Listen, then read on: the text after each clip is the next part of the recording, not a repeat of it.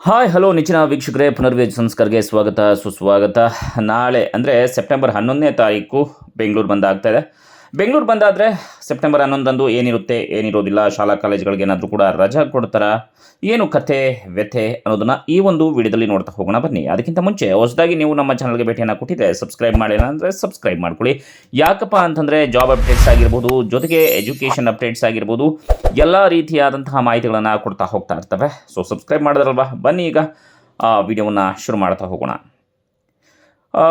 ವೀಕ್ಷಕರೆಲ್ಲರಿಗೂ ಕೂಡ ಚೆನ್ನಾಗಿ ಗೊತ್ತಿದೆ ಏನಪ್ಪ ಅಂತಂದರೆ, ಸ್ತ್ರೀ ಶಕ್ತಿ ಯೋಜನೆಯಿಂದ ಈಗ ಲಾಸ್ ಆಗ್ತಾ ಇರುವಂಥದ್ದು ಯಾರಿಗಪ್ಪ ಅಂತಂದರೆ ಖಾಸಗಿ ಬಸ್ ಓಡಿಸುವಂಥವ್ರಿಗೆ, ಹಾಗೆಯೇ ಖಾಸಗಿಯಾಗಿ ಆಟೋಗಳನ್ನ ಓಡಿಸುವಂಥವ್ರಿಗೆ, ಕ್ಯಾಬ್ ಓಡಿಸುವಂಥವ್ರಿಗೆ.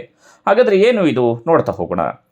ನೋಡಿ, ಶಕ್ತಿ ಯೋಜನೆಯನ್ನು ವಿರೋಧಿಸಿ ವಿವಿಧ ಬೇಡಿಕೆಗಳಿಗೆ ಆಗ್ರಹಿಸಿ ಸೆಪ್ಟೆಂಬರ್ 11ರಂದು ಅಂದರೆ ನಾಳೆ ಇಡೀ ಖಾಸಗಿ ಸಾರಿಗೆ ಸಂಘಗಳ ಒಕ್ಕೂಟ ಏನಿದೆ, ಈ ಒಕ್ಕೂಟ ಎಲ್ಲ ಸೇರಿಕೊಂಡು ಬಂದ್ಗೆ ಕರೆಯನ್ನು ನೀಡಿರುವಂಥದ್ದು.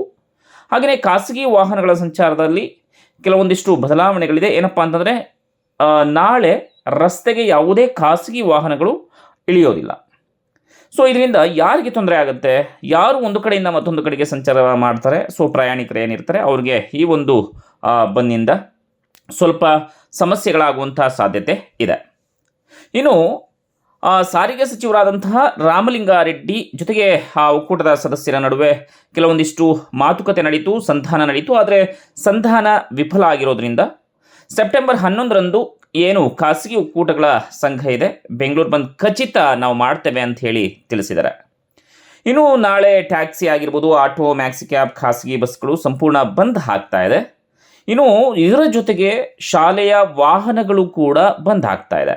ಅಂದರೆ ಈಗ ಮಗು ಏನಾದ್ರೂ ಕೂಡ, ನಿಮ್ಮ ಮಗು ಮನೆಯಲ್ಲಿತ್ತು ಸ್ಕೂಲ್ಗೆ ಹೋಗಬೇಕು ಅಂತಂದರೆ ಆ ಒಂದು ಸ್ಕೂಲ್ ವ್ಯಾನ್ ಬರ್ತಾ ಇತ್ತು, ಆದರೆ ಸ್ಕೂಲ್ ವ್ಯಾನ್ ಬಂದ್ ಆಗ್ತಾ ಇದೆ. ಅಂದರೆ ಸ್ಕೂಲ್ ವ್ಯಾನು ಕೂಡ ಬರೋದಿಲ್ಲ ಅಂತ ಹೇಳಲಾಗ್ತಾ ಇದೆ.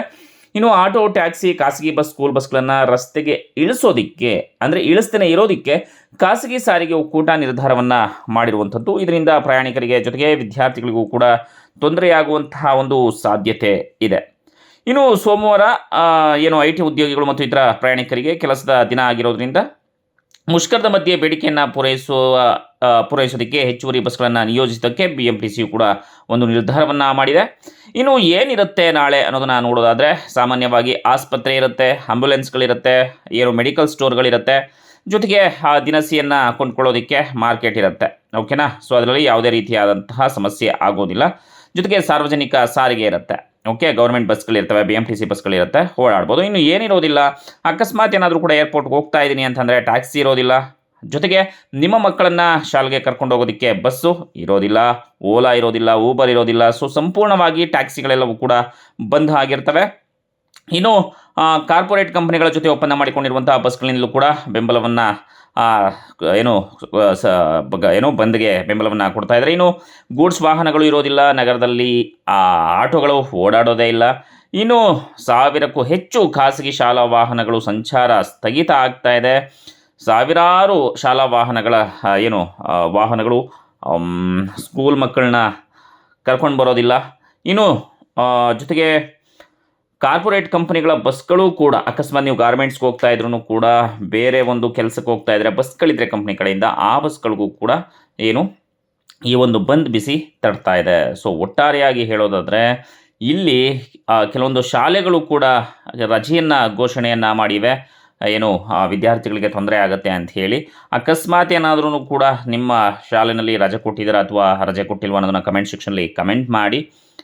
ಜೊತೆಗೆ ಈ ಒಂದು ರಜೆ ಘೋಷಣೆ ಏನಪ್ಪ ಅಂತಂದರೆ, ಒಂದು DC ಒಂದು ಆದೇಶ ಬರಬೇಕಾಗತ್ತೆ ಪ್ರತಿ ಜಿಲ್ಲೆಗೆ. ಆದರೆ DC ಯಾವುದೇ ಒಂದು ಜಿಲ್ಲೆಗಳಲ್ಲಿ ಆದೇಶ ಬಂದಿಲ್ಲ ಶಾಲೆಗಳಿಗೆ ರಜೆ ಕೊಡೋದಕ್ಕೆ. ಆದ್ದರಿಂದ ಶಾಲಾ ಕಾಲೇಜುಗಳು ಎಂದಿನಂತೆ ನಡೀತಾ ಇರ್ತವೆ. ಬಟ್ ಇಲ್ಲಿ ಒಂದು ನಾವು ಗಮನಿಸಬೇಕಾಗಿರೋದು ಏನಪ್ಪ ಅಂತಂದರೆ, ಅಕಸ್ಮಾತ್ ಆಡಳಿತ ಮಂಡಳಿ ಅವರೇನಾದ್ರೂ ಕೂಡ ಸ್ವತಃ ಓನಾಗಿ ರಜೆಯನ್ನು ಘೋಷಣೆ ಮಾಡಿರ್ಬೋದು. ನಿಮಗೇನಾದರೂ ಕೂಡ ನೀವು ಯಾವ ಜಿಲ್ಲೆಯಲ್ಲಿ ರಜೆಯನ್ನು ಘೋಷಣೆ ಮಾಡಿದ್ದಾರೆ ನಿಮ್ಮ ಶಾಲೆಯವರು ಅನ್ನೋದನ್ನು ಕಮೆಂಟ್ ಸೆಕ್ಷನ್ಲಿ ಕಮೆಂಟ್ ಮಾಡಿ. ಸೊ ಇದಿಷ್ಟು ಇವತ್ತಿನ ಒಂದು ಶೈಕ್ಷಣಿಕ ಮಾಹಿತಿಯಾಗಿದೆ. ಈ ವಿಡಿಯೋ ಸಹಾಯ ಆಗಿದ್ದರೆ ನಿಮ್ಮ ಎಲ್ಲ ಫ್ರೆಂಡ್ಸ್ಗಳು ಕೂಡ ಮರಿದೇನೆ ಶೇರ್ ಮಾಡಿ. Thank you.